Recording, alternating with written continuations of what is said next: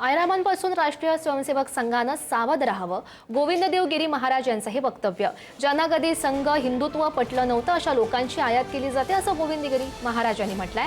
गंगा जशी नाल्यांनी प्रदूषित झाली तसा संघही प्रदूषित होणार असंही ते म्हणतात. पुण्यामध्ये आयोजित मृत्युंजय भारत या पुस्तक प्रकाशन सोहळ्यात त्यांचं हे वक्तव्य.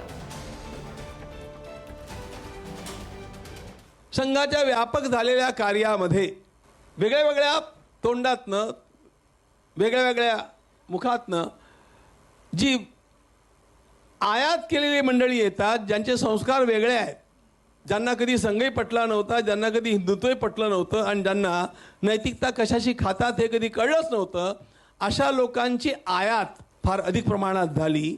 तर गंगा तर शुद्धच आहे, पण गंगेतल्या नाल्यांनी गंगा प्रदूषित केली, त्याप्रमाणे प्रदूषित होण्याची शक्यता, संघ परिवार तरी प्रदूषित होण्याची शक्यता मला वाटते. आणि त्यामुळे याही ठिकाणी सावध राहण्याची फार आवश्यकता आहे. भारतीय जनता पार्टीमध्ये जे कोणी येत आहेत त्यांचं शीर्षस्थ नेत्यांशी चर्चा करून होते.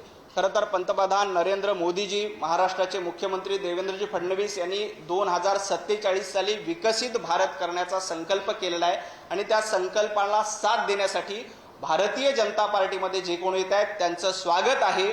आपल्याकडे वाल्याचा वाल्मिकी झाल्याचे अनेक उदाहरण आहेत आणि अशा पद्धतीनं पूर्वाश्रमीचं काही असलं तरी भारतीय जनता पार्टीमध्ये येऊन राष्ट्र प्रथम आणि हिंदुत्ववादासाठी जर का कोणी काम करायला तयार असेल तर त्यांचं निश्चितपणे स्वागत केलं पाहिजे.